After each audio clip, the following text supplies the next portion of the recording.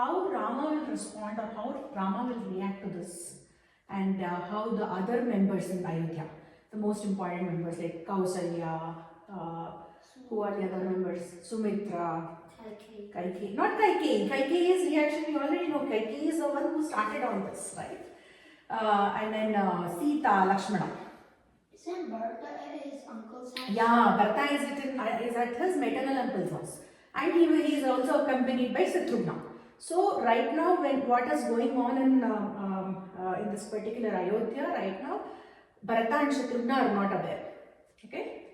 And they are not even in town. They are elsewhere. It takes like close to 3 days for them to get there, to go to that place. So then now they have to give this news to Rama, and Dasharatha is heartbroken. Dasharatha's condition is very, very sad, and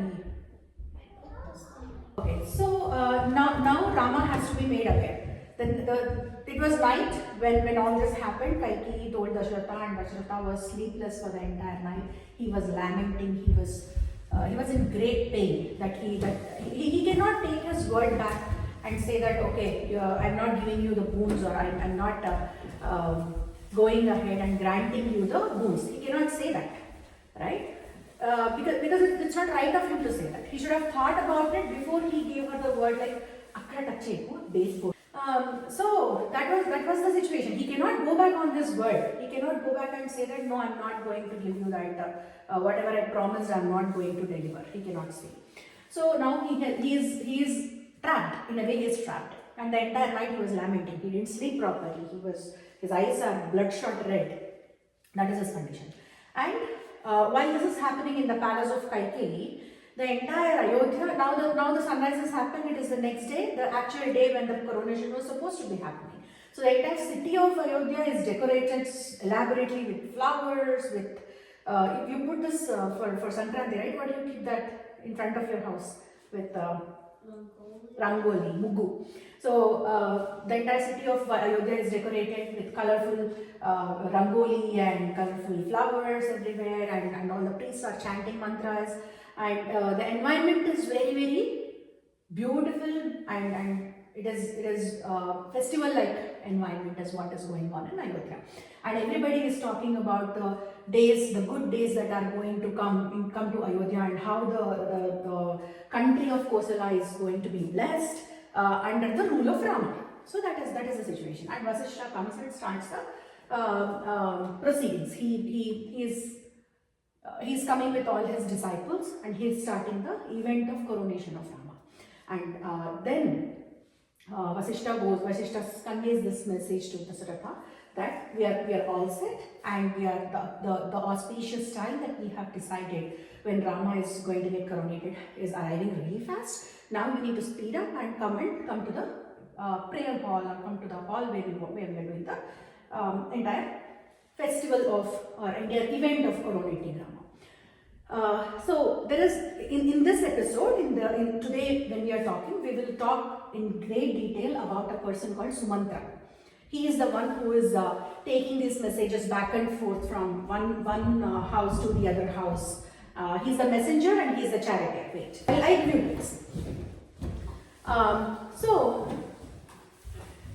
today we will be talking about, today it's mostly about how people react to the news of Rama's exile and what happens next.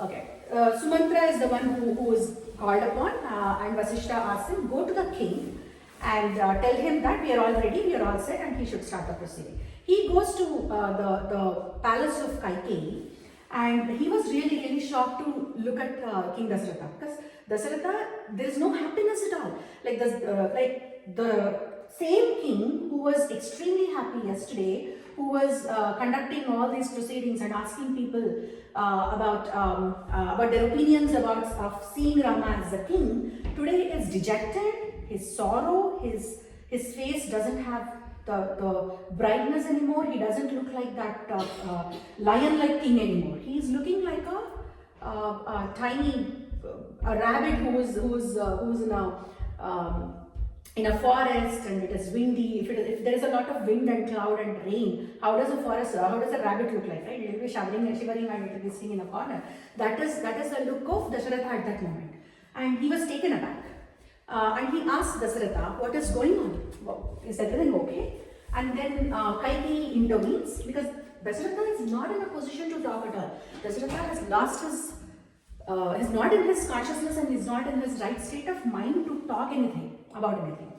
So Kaikeyi intervenes and Kaikeyi says, yes, everything is perfectly fine. The king has spent a sleepless night because he was excited about the upcoming coronation ceremony of Rama. So there's nothing to worry about. You please go to Rama's palace and bring him. Tell him that his mother, Kaikeyi, and father Dasharatha want to talk to him. Sumantra is the charioteer and he's acting as a messenger in the entire episode that we are going to talk today. So Sumantra leaves.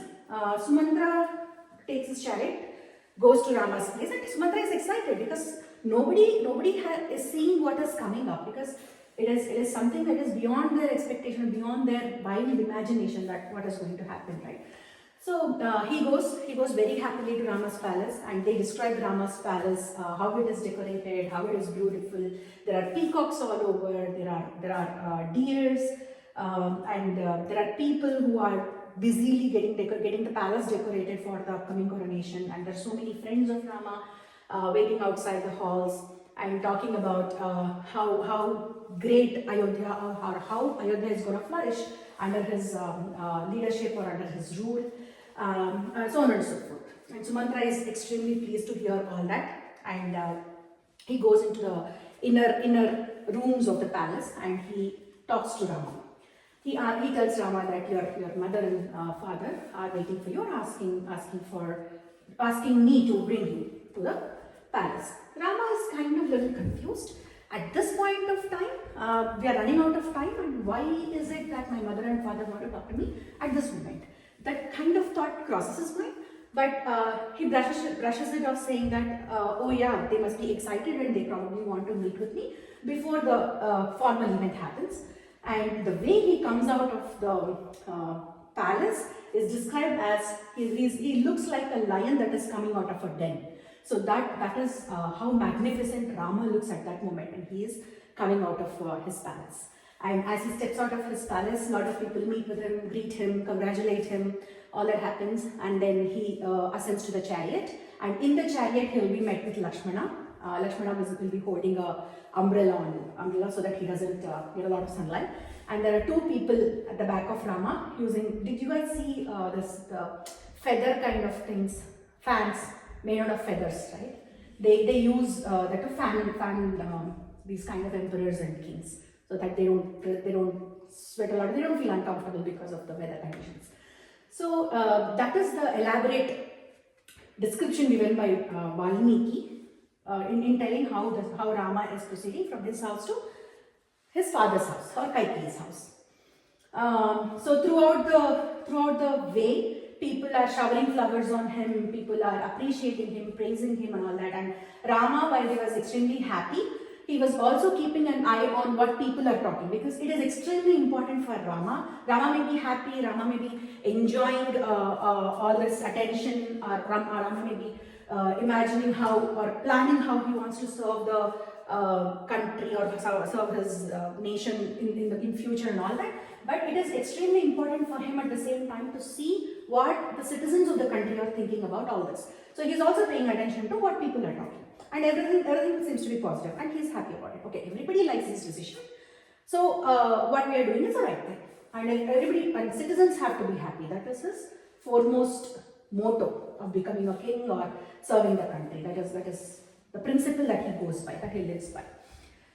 He eventually reaches the place, and then he goes and meets with Dasharatha and Kaikeyi. And the minute Dasharatha sees Rama, he is heartbroken, and he only is able to gather his courage and utter the word Rama. He says Rama, and he collapses on the floor. He is not able to bring himself together to let the news out. His heart broken, and Rama at this point of time, he understood that there is something going on. He doesn't know what it is, but he was He was really anxious, and it is visible in the room that the atmosphere in the room is in a very environment in the room is not at ease.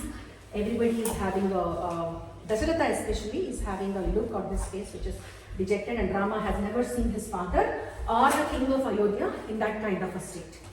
So then that is the situation in that room at that moment. Then what happens?